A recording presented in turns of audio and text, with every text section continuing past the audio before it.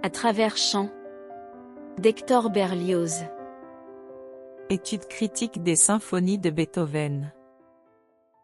Il y a 36 ou 37 ans qu'on fit, au concert spirituel de l'opéra, l'essai des œuvres de Beethoven, alors parfaitement inconnu en France. On ne croirait pas aujourd'hui de quelle réprobation fut frappée immédiatement cette admirable musique par la plupart des artistes.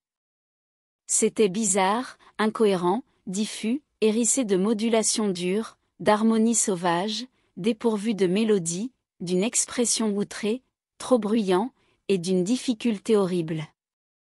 Monsieur Abneck, pour satisfaire aux exigences des hommes de goût qui régentaient alors l'Académie royale de musique, se voyait forcé de faire, dans ces mêmes symphonies dont il a organisé et dirigé avec tant de soin, plus tard, l'exécution au conservatoire, des coupures monstrueuses, comme on s'en permettrait tout au plus dans un ballet de Gallenberg ou un opéra de Gaveau.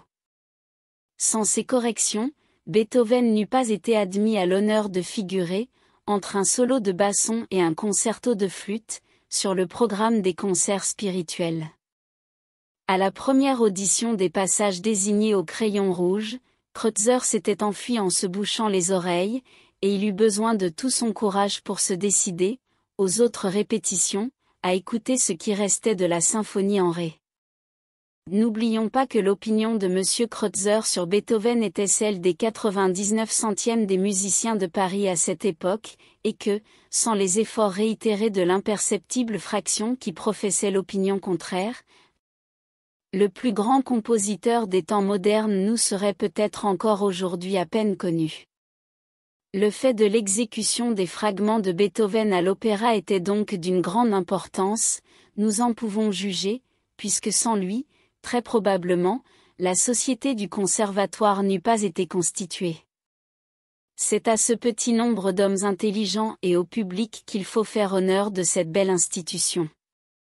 Le public, en effet, le public véritable, celui qui n'appartient à aucune coterie, ne juge que par sentiment et non point d'après les idées étroites, les théories ridicules qu'il s'est faites sur l'art. Ce public-là, qui se trompe souvent malgré lui, puisqu'il lui arrive maintes fois de revenir sur ses propres décisions, fut frappé de prime abord par quelques-unes des éminentes qualités de Beethoven.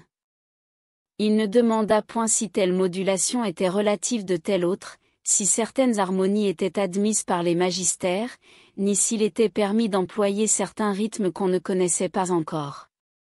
Il s'aperçut seulement que ces rythmes, ces harmonies et ces modulations, ornés d'une mélodie noble et passionnée, et revêtus d'une instrumentation puissante, l'impressionnaient fortement et d'une façon toute nouvelle. En fallait-il davantage pour exciter ces applaudissements ? Notre public français n'éprouve qu'à de rares intervalles la vive et brûlante émotion que peut produire l'art musical, mais quand il lui arrive d'en être véritablement agité, rien n'égale sa reconnaissance pour l'artiste, quel qu'il soit, qui la lui a donné. Dès sa première apparition, le célèbre allegretto en la mineure de la 7e symphonie qu'on avait intercalé dans la 2e pour faire passer le reste, fut donc apprécié à sa valeur par l'auditoire des concerts spirituels. Le parterre en masse le redemanda à grands cris, et à la seconde exécution, un succès presque égal accueillit le premier morceau et le scherzo de la symphonie en ré qu'on avait peu goûté à la première épreuve.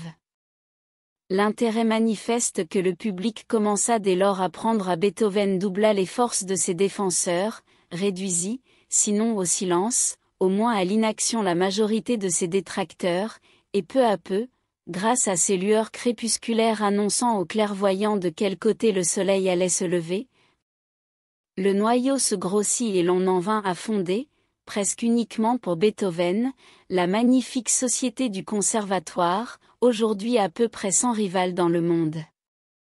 Nous allons essayer l'analyse des symphonies de ce grand maître, en commençant par la première que le conservatoire exécute si rarement. 1. Symphonie en ut majeur.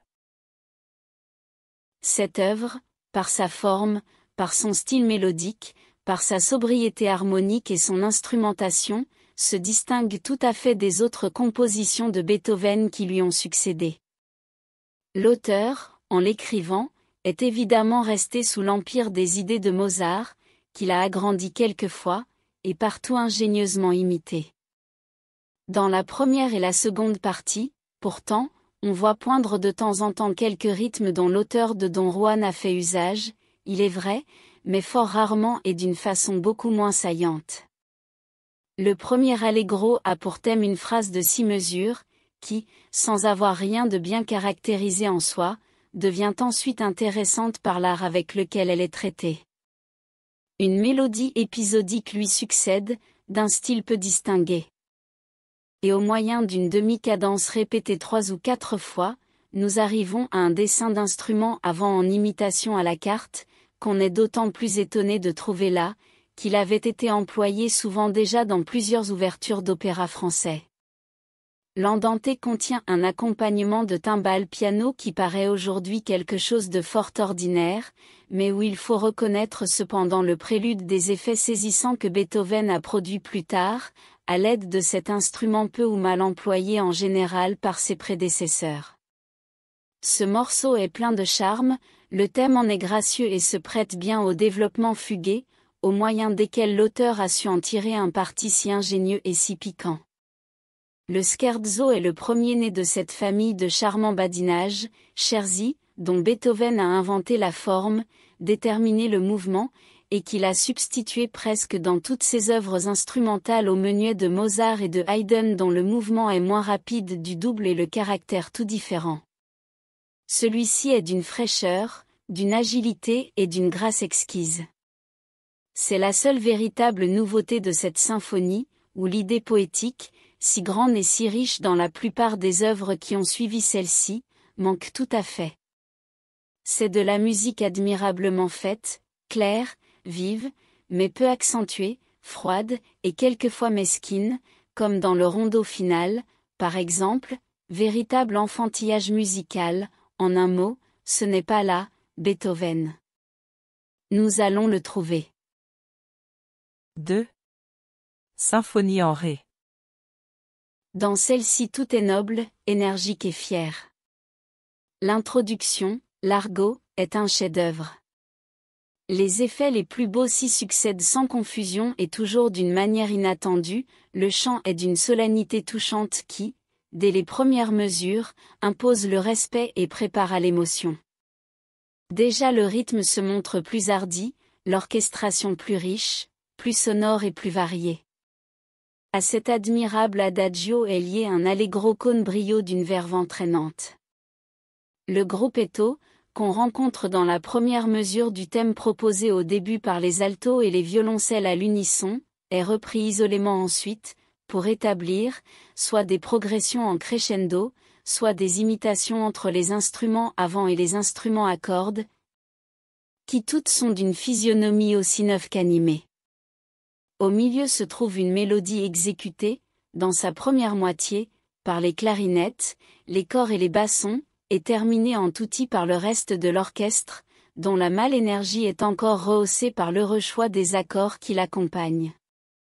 L'Andante n'est point traité de la même manière que celui de la première symphonie. Il ne se compose pas d'un thème travaillé en imitation canonique, mais bien d'un chant pur et candide, exposé d'abord simplement par le quatuor, puis brodé avec une rare élégance, au moyen de traits légers dont le caractère ne s'éloigne jamais du sentiment de tendresse qui forme le trait distinctif de l'idée principale. C'est la peinture ravissante d'un bonheur innocent à peine assombri par quelques rares accents de mélancolie. Le scherzo est aussi franchement gai dans sa capricieuse fantaisie, que l'Andante a été complètement heureux et calme. Car tout est riant dans cette symphonie, les élans guerriers du premier allegro sont eux-mêmes tout à fait exempts de violence, on y saurait voir que l'ardeur juvénile d'un noble cœur dans lequel se sont conservées intactes les plus belles illusions de la vie. L'auteur croit encore à la gloire immortelle, à l'amour, au dévouement. Aussi, quel abandon dans sa gaieté! Comme il est spirituel! Quelle saillie! À entendre ces divers instruments qui se disputent des parcelles d'un motif qu'aucun d'eux n'exécute en entier, mais dont chaque fragment se colore ainsi de 1000 nuances diverses en passant de l'un à l'autre, ou croirait assister au jeu féerique des gracieux esprits d'Oberon. Le final est de la même nature, c'est un second scherzo à deux temps, dont le badinage a peut-être encore quelque chose de plus fin et de plus piquant. 3. Symphonie héroïque. On a grand tort de tronquer l'inscription placée en tête de celle-ci par le compositeur. Elle est intitulée Symphonie héroïque pour fêter le souvenir d'un grand homme. On voit qu'il ne s'agit point ici de bataille ni de marche triomphale, ainsi que beaucoup de gens, trompés par la mutilation du titre, doivent s'y attendre, mais bien de pensées graves et profondes, de mélancoliques souvenirs, de cérémonies imposantes par leur grandeur et leur tristesse, en un mot, de l'oraison funèbre d'un héros. Je connais peu d'exemples en musique d'un style où la douleur ait su conserver constamment des formes aussi pures, et une telle noblesse d'expression. Le premier morceau est à 3 temps et dans un mouvement à peu près égal à celui de la valse. Quoi de plus sérieux cependant et de plus dramatique que cet allegro? Le thème énergique qui en forme le fond ne se présente pas d'abord dans son entier. Contrairement à l'usage, l'auteur en commençant, nous a laissé seulement entrevoir son idée mélodique. Elle ne se montre avec tout son éclat qu'après un exorde de quelques mesures. Le rythme est excessivement remarquable par la fréquence des syncopes et par des combinaisons de la mesure à 2 temps, jetées, par l'accentuation des temps faibles, dans la mesure à 3 temps. Quant à ce rythme heurté viennent se joindre encore certaines rudes dissonances, comme celles que nous trouvons vers le milieu de la seconde reprise, où les premiers violons frappent le fa naturel aigu contre le mi naturel, quinte de l'accord de la mineure, on ne peut réprimer un mouvement d'effroi à ce tableau de fureur indomptable. C'est la voix du désespoir et presque de la rage. Seulement on peut se dire, pourquoi ce désespoir? Pourquoi cette rage? On n'en découvre pas le motif. L'orchestre se calme subitement à la mesure suivante, on dirait que, brisé par l'emportement auquel il vient de se livrer, les forces lui manquent tout à coup. Puis ce sont des phrases plus douces, où nous retrouvons tout ce que le souvenir peut faire naître dans l'âme de douloureux attendrissements.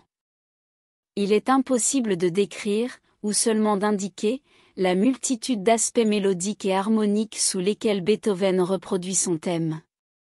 Nous nous bornerons à en indiquer un, d'une extrême bizarrerie, qui a servi de texte à bien des discussions, que l'éditeur français a corrigé dans la partition, pensant que ce fut une faute de gravure, mais qu'on a rétabli après un plus ample informé. Les premiers et les seconds violons seuls tiennent en trémolo la seconde majeure si bémol, la bémol, fragment de l'accord de septième sur la dominante de mi bémol.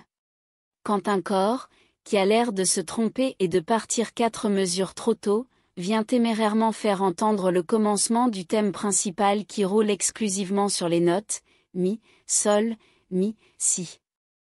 On conçoit quel étrange effet cette mélodie formée des 3 notes de la corde tonique doit produire contre les 2 notes dissonantes de la corde dominante, quoique l'écartement des parties en affaiblisse beaucoup le froissement. Mais, au moment où l'oreille est sur le point de se révolter contre une semblable anomalie, un vigoureux outil vient couper la parole au corps, et, se terminant piano sur l'accord de la tonique, laisse rentrer les violoncelles, qui disent alors le thème tout entier sous l'harmonie qui lui convient. À considérer les choses d'un peu haut, il est difficile de trouver une justification sérieuse à ce caprice musical. L'auteur, dit-on, y tenait beaucoup cependant, on raconte même qu'à la première répétition de cette symphonie, M. Ries, qui y assistait, s'écria en arrêtant l'orchestre. Trop tôt, le corps s'est trompé. Et que, pour récompense de son zèle, il reçut de Beethoven furieux une semonce des plus vives. Aucune bizarrerie de cette nature ne se présente dans le reste de la partition. La marche funèbre est tout un drame. On croit y trouver la traduction des beaux vers de Virgile, sur le convoi du jeune Pallas. Multa que praeterea laurentis praemia pugenae. Adgerat, et longo praedam iubet ordine dutsi. Post bellator ecus, positis insignibus aeton. It lacrimans, gutis quae humectat grandibus ora. La fin surtout émeut profondément. Le thème de la marche reparaît, mais par fragments coupés de silence et sans autre accompagnement que 3 coups pizzicato de contrebasse. Et quand ces lambeaux de la lugubre mélodie, seuls, nus, brisés, effacés, sont tombés un à un jusque sur la tonique, les instruments avant poussent un cri, dernier adieu des guerriers à leurs compagnons d'armes, et tout l'orchestre s'éteint sur un point d'orgue pianissimo. Le 3e morceau est intitulé Scherzo, suivant l'usage. Le mot italien signifie jeu, badinage. On ne voit pas trop, au premier coup d'œil, comment un pareil genre de musique peut figurer dans cette composition épique. Il faut l'entendre pour le concevoir. En effet, c'est bien là le rythme, le mouvement du scherzo. Ce sont bien des jeux, mais de véritables jeux funèbres, à chaque instant assombris par des pensées de deuil, des jeux enfin comme ceux que les guerriers de l'Iliade célébraient autour des tombeaux de leurs chefs. Jusque dans les évolutions les plus capricieuses de son orchestre, Beethoven a su conserver la couleur grave et sombre, la tristesse profonde qui devait naturellement dominer dans un tel sujet. Le final n'est qu'un développement de la même idée poétique. Un passage d'instrumentation fort curieux se fait remarquer au début, et montre tout l'effet qu'on peut tirer de l'opposition des timbres différents. C'est un si bémol frappé par les violons, et repris à l'instant par les flûtes et les hautbois en manière d'écho. Bien que le son soit répercuté sur le même degré de l'échelle, dans le même mouvement et avec une force égale, il résulte cependant de ce dialogue une différence si grande entre les mêmes notes, qu'on pourrait comparer la nuance qui les distingue à celle qui sépare le bleu du violet. De telles finesses de ton étaient tout à fait inconnues avant Beethoven, c'est à lui que nous les devons. Ce final si varié est pourtant fait entièrement avec un thème fugué fort simple, sur lequel l'auteur bâtit ensuite, outre 1000 ingénieux détails, 2 autres thèmes dont l'un est de la plus grande beauté. On ne peut s'apercevoir, à la tournure de la mélodie, qu'elle a été pour ainsi dire extraite d'une autre. Son expression au contraire est beaucoup plus touchante, elle est incomparablement plus gracieuse que le thème primitif, dont le caractère est plutôt celui d'une basse et qui en tient fort bien lieu. Ce chant reparaît, un peu avant la fin, sur un mouvement plus lent et avec une autre harmonie qui en redouble la tristesse. Le héros coûte bien des pleurs. Après ces derniers regrets donnés à sa mémoire, le poète quitte l'élégie pour entonner avec transport l'hymne de la gloire. Quoique un peu laconique, cette péroraison est pleine d'éclat, elle couronne dignement le monument musical. Beethoven a écrit des choses plus saisissantes peut-être que cette symphonie, plusieurs de ses autres compositions impressionnent plus vivement le public. Mais, il faut le reconnaître cependant, la symphonie héroïque est tellement forte de pensée et d'exécution, le style en est si nerveux, si constamment élevé, et la forme si poétique, que son rang est égal à celui des plus hautes conceptions de son auteur. Un sentiment de tristesse grave et pour ainsi dire antique me domine toujours pendant l'exécution de cette symphonie, mais le public en paraît médiocrement touché. Certes, il faut déplorer la misère de l'artiste qui, brûlant d'un tel enthousiasme, n'a pu se faire assez bien comprendre même d'un auditoire d'élite, pour l'élever jusqu'à la hauteur de son inspiration. C'est d'autant plus triste que ce même auditoire, en d'autres circonstances, s'échauffe, palpite et pleure avec lui. Il se prend d'une passion réelle et très vive pour quelques-unes de ses compositions également admirables, il est vrai, mais non plus belles que celle-ci cependant. Il apprécie à leur juste valeur l'allegretto en la mineure de la 7e symphonie, l'allegretto scherzando de la 8e, le final de la 5e, le scherzo de la 9e, il paraît même fort ému de la marche funèbre de la symphonie dont il est ici question, l'héroïque.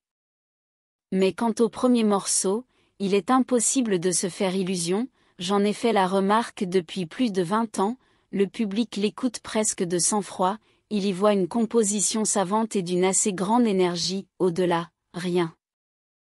Il n'y a pas de philosophie qui tienne, on a beau se dire qu'il en fut toujours ainsi en tout lieu et pour toutes les œuvres élevées de l'esprit, que les causes de l'émotion poétique sont secrètes et inappréciables, que le sentiment de certaines beautés dont quelques individus sont doués, manque absolument chez les masses, qu'il est même impossible qu'il en soit autrement.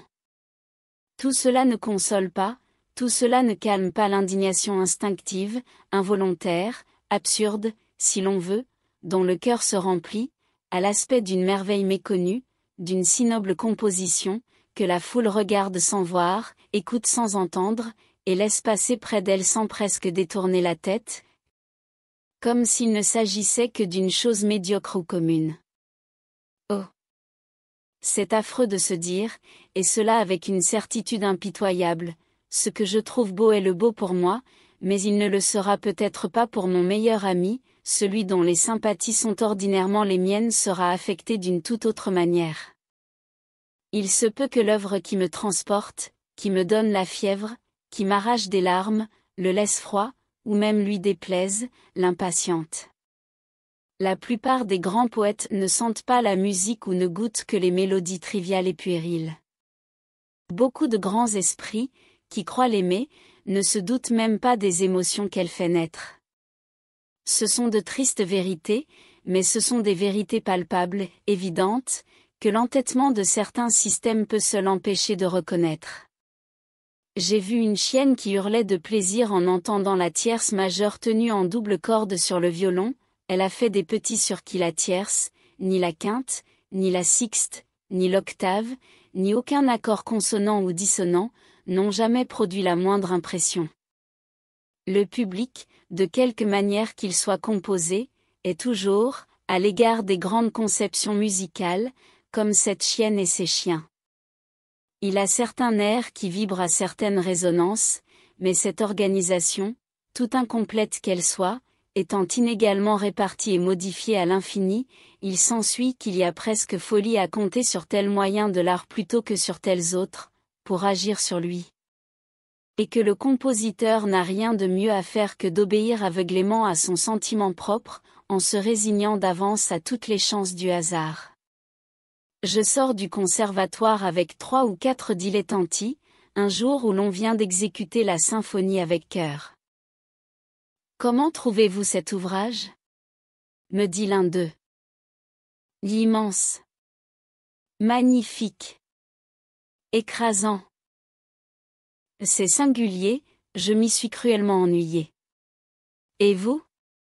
Ajoute-t-il, en s'adressant à un Italien. Oh ! Moi, je trouve cela inintelligible, ou plutôt insupportable, il n'y a pas de mélodie. Au reste, tenez, voici plusieurs journaux qui en parlent, lisons. La symphonie avec chœur de Beethoven représente le point culminant de la musique moderne, l'art n'a rien produit encore qu'on puisse lui comparer pour la noblesse du style, la grandeur du plan et le fini des détails. Un autre journal. La symphonie avec chœur de Beethoven est une monstruosité. Un autre. Cet ouvrage n'est pas absolument dépourvu d'idées, mais elles sont mal disposées et ne forment qu'un ensemble incohérent et dénué de charme. Un autre. La symphonie, avec chœur de Beethoven, contient d'admirables passages, cependant on voit que les idées manquaient à l'auteur, et que, son imagination épuisée ne le soutenant plus, il s'est consumé en efforts souvent heureux pour suppléer à l'inspiration à force d'art.